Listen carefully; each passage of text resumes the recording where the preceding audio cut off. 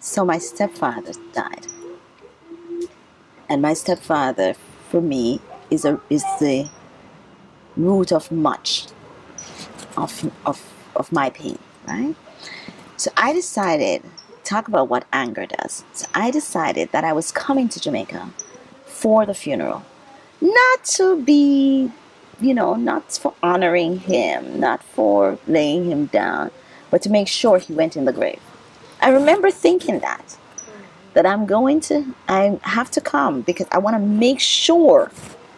And I remember standing at the grave. They had one of these where they push them in and they seal it. He didn't go in the ground. I can't remember what it's called. And I remember I wouldn't move.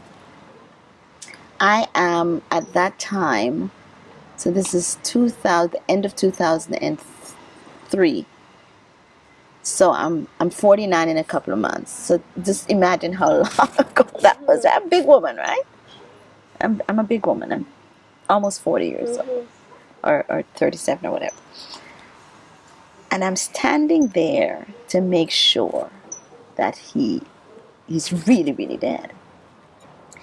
I head back to Canada, and I remember being on the plane and just this anger that I wasn't even able to explain until my journey.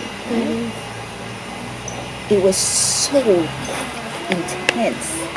And I said, I don't want to talk to any man. I want to talk to any man. I don't want anything. So my father at that time, my biological father, I was his caregiver. And he's in Canada. He's in between home and hospital. I had gotten him into this home that was close to the hospital. So, he wasn't at the point of death or anything. He was on dialysis. He needed care, but not just to make sure he was okay. So I'd go by, check in on him. I was his point of contact.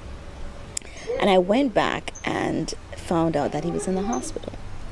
And so I'd call the hospital every day. And he got out of the hospital. My father said to me, and my father's a politician too, have similar experience as your father. And he said, my daughter, what were you vexed with me? I'm going to say, no, Daddy, I'm not vexed with him. I'll come see you soon, right? Well, he called me a few days after that. And he said, I don't feel well. I've not gone to see him. I can't deal with him.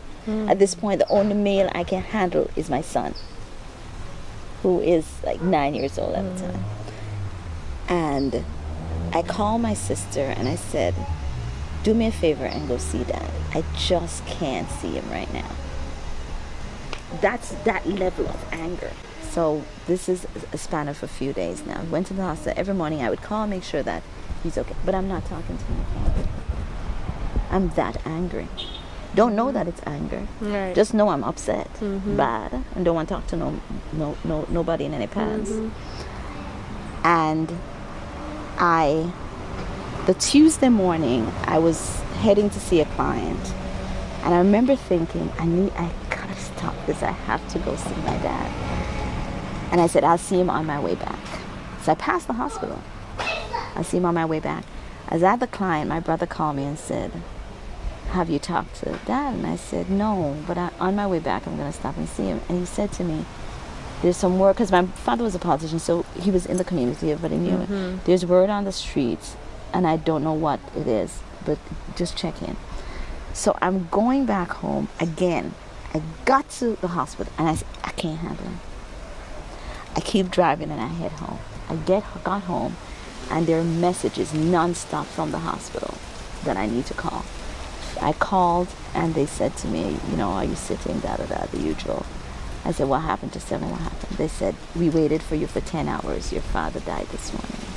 And we were trying to get a hold of, somehow they didn't have my cell number. They only had my home number. Long and short of that was that experience just put me into even more madness, right? Because now there's guilt. So now there's guilt.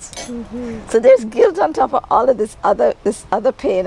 I don't even know how to decipher all of these pieces, right? Just imagine. And I have to bury my father. And he's a public figure to some degree. And so there's all of this coming in, and Jamaica wants him. He's a PMP. He was Michael Manley's right hand. So Michael Manley had died a few years earlier, and so PMP wants him here. PMP wants him in Canada. So all of that, and so I go on what I go on. Right. At that time, unhealthy. I go on blockage, right? So I'm focused like this, and I'm not. There's no feeling going on. There's none of that. No feeling, and I'm planning his funeral, and my father is dead, and I'm feeling guilty, and then the one who abused me is dead, and I don't know what to do with it and all that.